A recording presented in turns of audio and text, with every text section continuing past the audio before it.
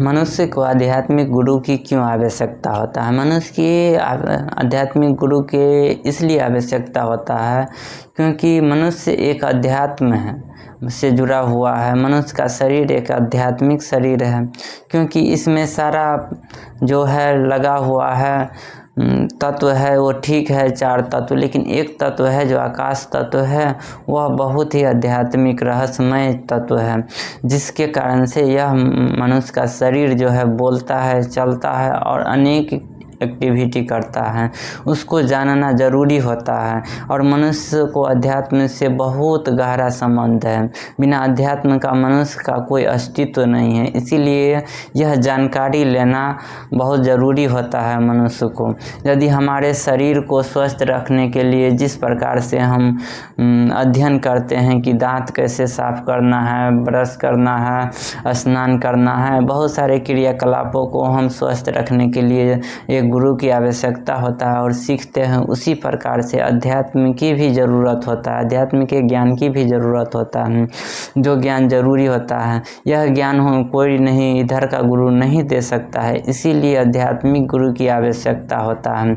यदि अच्छे आध्यात्मिक गुरु मिले तब यह ज्ञान मिल सकता है, नहीं तो बाहरी ज्ञान देगा, लेकिन यह जो अंदर का ज्ञान होता है, जो सच्चा आध्यात्मिक ज्ञान है, वह सच्चा आध्यात्मिक गुरु ही दे सकता है। आजकल के दुनिया में 99 लाखों में कोई एक गुरु होगा जो अच्छा गुरु होगा और वह ज्ञान दे सकता है जो आध्यात्मिक हो और मनुष्य के लायक हो। नहीं तो बहुत सारे मनुष्य जो है भटकते हुए रह जाता है और अंत समय जब आता है तो वह बिना ज्ञान का ही, बिना सब कुछ जाने हुए उसकी अंतिम सांस चला जाता है। जैसे ही अंतिम सांस चला जाता है उसके बाद पता चलता है कि जो मैं यह गुरु जो पहले से जो मैंने गुरु किया था, आध्यात्मिक गुरु था, उन्होंने जो ज्ञान दिए हैं और मेरे साथ जो घटना हुआ है वह बहुत ही दुर्भाग्य हुआ है।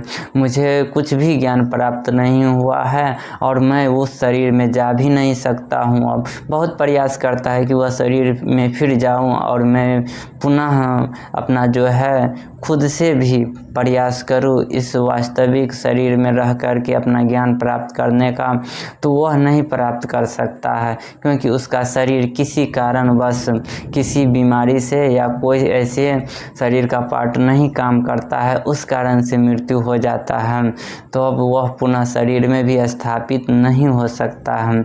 लेकिन जैसे ही वह अच्छे गुरु के संपर्क में रहता है और वह अच्छे गुरु के सानिध्य में ऐसे कोई सत्य की जानकारी कर लेता है, तब उसे यदि अपना अंतिम सांस जाने के बाद, तब उसे अंतिम सांस जाने अपनी इच्छा के अनुसार जाता है। ऐसा नहीं कि एकाएक चला जाता है, उसके इच्छा के अनुसार जाएगा। ऐसा नहीं है कि जब ईश्वर की इच्छा से जाएगा, उसका खुद का इच्छा होगा कि नहीं यह हमारा शरीर जो है मेरे लायक नहीं है, मुझे इस शरीर में बहुत सारे कष्ट होता है, तो अब हमें इस शरीर को अब त्याग देना चाहिए। उस समय यदि उसे बहुत ज्ञानी हो जाता है तो उस समय यह पता चल जाता है और तब वह अपनी इच्छा के अनुसार से शरीर को त्याग देता है।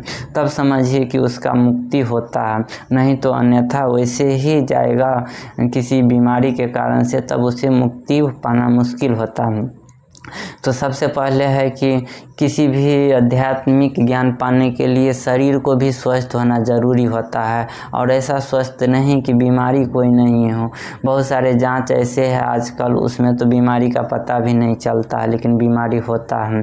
लेकिन आध्यात्मिक दुनिया में यदि आप सफ़र करना चाहोगे तो बाहर से नहीं, अंदर से पूरा फिट होना चाहिए, मन भी एकदम साफ होना चाहिए, शुद्ध होना चाहिए, तब वहाँ का यात्रा कोई कर सकता है और अच्छे आध्यात्मिक ज्ञान पा सकता है, नहीं तो नहीं पा सकता है।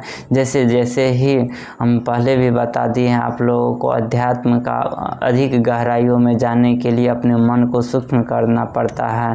पहले तो उसका मन बहुत मोटा होता है, धीरे धीरे वह, जैसे बता दिए हैं कि जैसे पत्थर को घिसता है और घिसते घिसते वह क्या हो जाता है, बहुत पतला हो जाता है।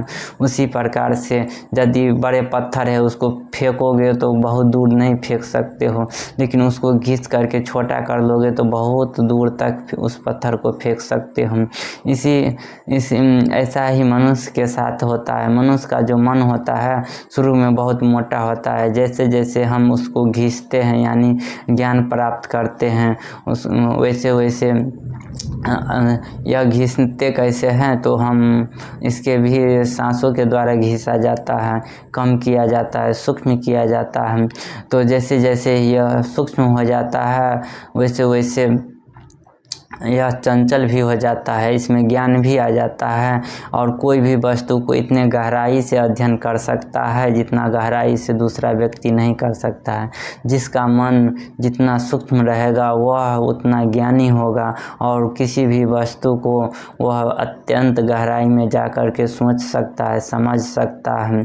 तो इस प्रकार से वह जैसे जैसे सूक्ष्म होगा मन वैसे वैसे शरीर भी स्वस्थ होगा। ऐसा नहीं है कि शरीर नहीं स्वस्थ होगा। जितना मन सूक्ष्म होगा, जैसे जैसे मन ऊपर की ओर जाता है, सूक्ष्म होते जाता है, वैसे वैसे बीमारी भी दूर भागता है और धीरे धीरे मन बहुत सूक्ष्म हो जाता है तो बीमारी पूरी तरह से उसके शरीर से गायब हो जाता है और स्वस्थ हो जाता है। तो स्वस्थ होने का भी राज है। ऐसा नहीं है कि मनुष्य सिर्फ ज्ञान प्राप्त करे, ज्ञान तो प्राप्त होता ही है और इसमें क्या कहते शरीर भी स्वस्थ हो जाता है। दुनिया का कोई भी बीमारी क्यों ना हो, यदि वह मन को सूक्ष्म कर लिया तो उसका शरीर भी स्वस्थ हो जाता है।